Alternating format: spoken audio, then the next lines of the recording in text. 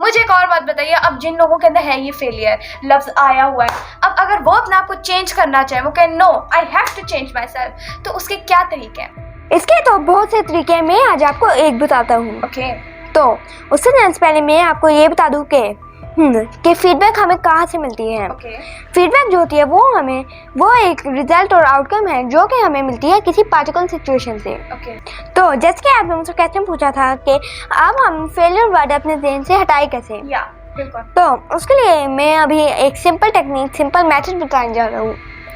तो अब बात ये आती है कि फेलियर वर्ड अपने ज़हन से हटाए कैसे। बिल्कुल दैट्स द मेन, यही मेन प्रॉब्लम है। ठीक है बिल्कुल। अच्छा सा ना, आप जो प्रोसेस बताने लगे हो बच्चे भी कर सकते हैं, बड़े भी कर सकते हैं, सारे भी? जी बिल्कुल। Okay that's a very good thing, आप ध्यान से सुनिएगा।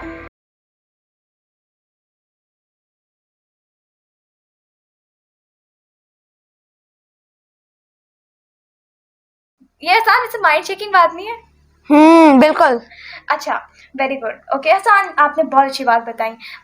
एंड ऑब्वियसली नेगेटिव जो फेलियर लफ्ज है, इसका इम्पैक्ट बहुत बुरा है, डेफिनेटली नेगेटिव इम्पैक्ट है, लाइफ लॉन्ग जो है ये हमें इफेक्ट करता है, रिलेशनशिप, वर्क पे, हमारे प्रोफेशनल पर्सनल लाइफ सब पे ये इफेक्ट करता है।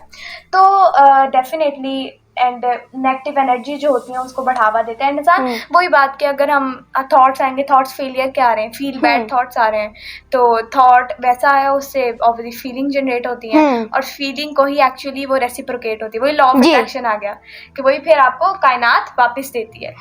तो अल्लाह के कानून है। तो ये बात है एक्चुअली कि जो ऐसा आप सोचेंगे, जैसे आपकी फीलिंग होगी, वही फीलिंग एक्चुअली यूनिवर्स को जा रही है, आई वांट दैट, एंड वो फीलिंग आपकी रेसिप्रोकेट होती है। If you are feeling fear, डर, आपको वैसी चीज़ वापस मिलेंगी। If you are feeling good, happy, hopeful, तो आपको वही चीज़ें वापस मिलेंगी, राइट है? बिल्कुल। और ये लॉ ऑफ अट्रैक्शन है, ठीक है, यहाँ लॉज ऑफ नेचर आ जाते हैं और इसको लॉ ऑफ अट्रैक्शन कहा जाता है। वेरी गुड सान, अब मैंने आपसे एक और बात पूछनी है, हमें पता चल गया कि बहुत बुरा होता है, ऐसा नहीं करना चाहिए, इसका इम्पैक्ट बहुत बुरा होता है, ना बच्चों के अंदर इंस्टॉल करनी चाहिए, क्योंकि हम बच्चों के अंदर इंस्टॉल कर देते हैं, तो ना बच्चों के अंदर करनी चाहिए, ना खुद करनी चाहिए, और उसके पहले माँ बाप को खुद वैसा बनना पड़ेगा कि फेलियर से डरे ना, पहले फीडबैक लें, वो चीज़ें पहले अपने अंदर खुद लानी पड़ेगी, खुद पर्सनल डेवलपमेंट पे काम करना पड़ेगा, राइट?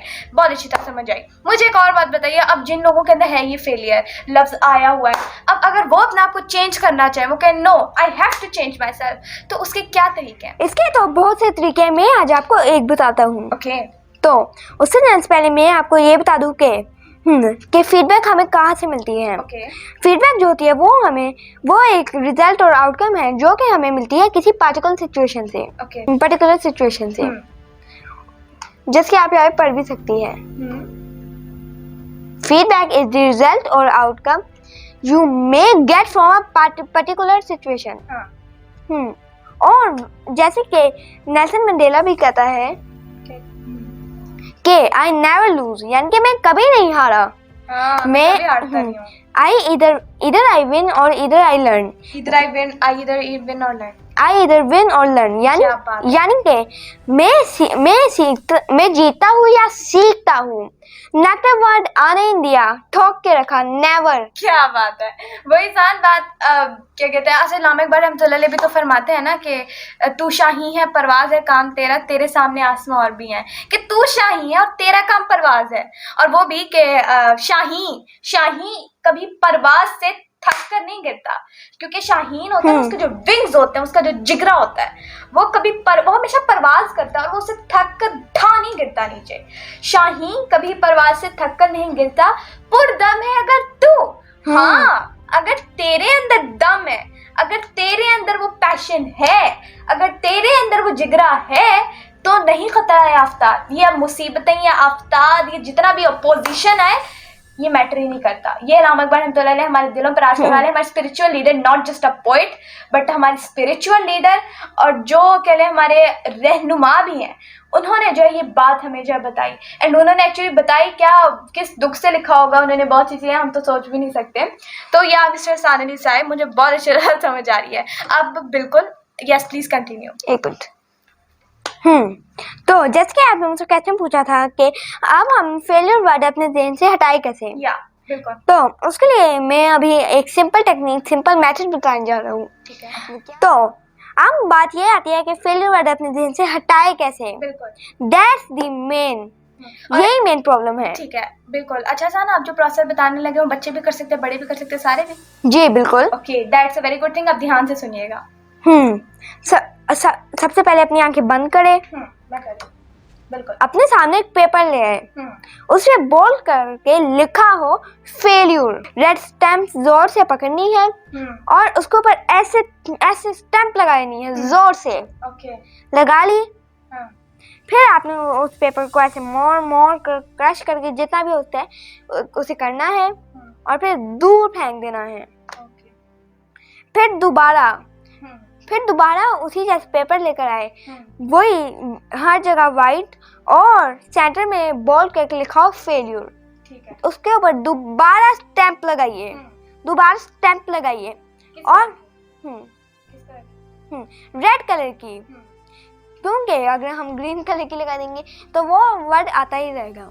तो इसलिए रेड कलर की जोर से ऐसे स्टैम्प कीजिए और फिर उसे ऐसे क्रश करके ऐसे दूर फेंक दें। फिर तीसरी दफा भी यही प्रोसीजर कीजिए। फिर जब ये आप अगर इफेक्टिवली कर लेते हैं तो खुद आप अपनी ज़िंदगी में बेहतर रिजल्ट्स हासिल करेंगे, पाएंगे। ठीक है, तो सान वैसे ये जो चीज़ है ये बिल्कुल ऐसे होनी चाहिए। एंड अगर हम ये चीज़ अल्फा स्टेट में जाके कर लें, दैट्स वेरी पावरफुल, ये बल्कि और इफेक्टिव हो जाएगी। क्या बात है। अल्फा स्टेट एक्चुअली हम अपने ब्रेन की फ्रीक्वेंसीज को लो कर देते हैं, जो सोने के वक्त हमारे हालात होते हैं, सोने से थोड़ा सा पहला अल्फा स्टेट। ठीक है, तो इसके ऊपर हम अलग से वीडियो बनाएंगे जिसके अंदर जाके लोग अपने डिजायर्ड, अपने बहुत जो पैसा चाहिए, जिंदगी चाहिए, रिलेशनशिप, जैसे उनकी जो पसंदीदा जिंदगी होती है ना, उसके अंदर जाके विजुअलाइज करते हैं, जैसे फिर उनको चीजें मिलने शुरू हो जाती है। Right, it's a very strong चीज, इसको हम आने वाले वीडियो में डिस्कस करेंगे। तो सान बिल्कुल सबसे पहली बात तो आपने ये बहुत अच्छा बताया एंड मैं उसको विजुअलाइज करती हूँ। मेरे जहन में जो रेड आ रहा था, आप मुझे बताया रेड किस टाइप का होना चाहिए?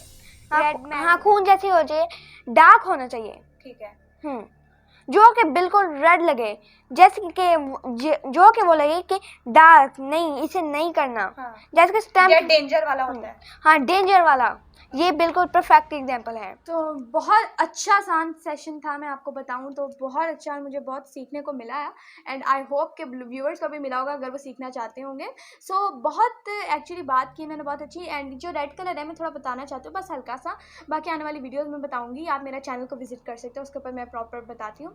तो जो कलर्स होते हैं ना, उनकी भी थ्योरीज होती हैं, उनके भी इम्पैक्ट होते हैं। रेड कलर का ना बहुत उल्टा इम्पैक्ट होता है, ठीक है, यानी कि वो नेगेटिव इम्पैक्ट होता है। ठीक है, और ऐसे कहा भी जाता है, आप जो है ना देखिए, हम जो जिस कमरे में रहते हैं, जगह रहते हैं, उनकी जो दीवारें, वो उनके जो कलर्स यहाँ पे बहुत इम्पैक्ट कर रहे होते हैं। एक इंसान को जो है ना आप रख के देखिए जिसके अंदर एक कमरा हो जिसके दीवारें सारी लाल हो, ऊपर नीचे लाल हो, तो वो चीज़ें जो हैं उसमें इम्पैक्ट करेंगे, आप देखिए उसकी हालत बिगड़ जाएगी। ये बहुत चीज़ें इम्पैक्ट करती है, दैट्स वाई हसान ने रेड कलर बताया है। ठीक है, तो रेड कलर आसान, वैसे तो ये जो है ऑब्वियसली हमने जो mentors and mind science experts हैं, ये उनकी टेक्निक है। राइट, एंड आपने उनसे लर्न किया है। हाँ, कुछ हम जो है कह रहे हैं ऐड करना, जो है देखिए हमारा मेन पर्पस हमें क्लियर होना चाहिए, टेक्निक्स हम जनरेट भी कर सकते हैं। ठीक है, बट मिस्टर सान ने जो बताई है, उन्होंने अंडर ऑब्जर्वेशन जो सीखा है अपने mind science experts and mentor से ग्लोबल, तो उनसे जो है बता रहे हैं और खुद बता रहे हैं। यस, एंड जब पर्पस क्लियर हो तो टेक्निक्स भी आप क्रिएट कर सकते हैं। खैर वो बात तो सही होगी। तो रेड कलर की स्टैम्प जोर से ठा लगानी, जो मैं विजुअलाइज कर रही थी,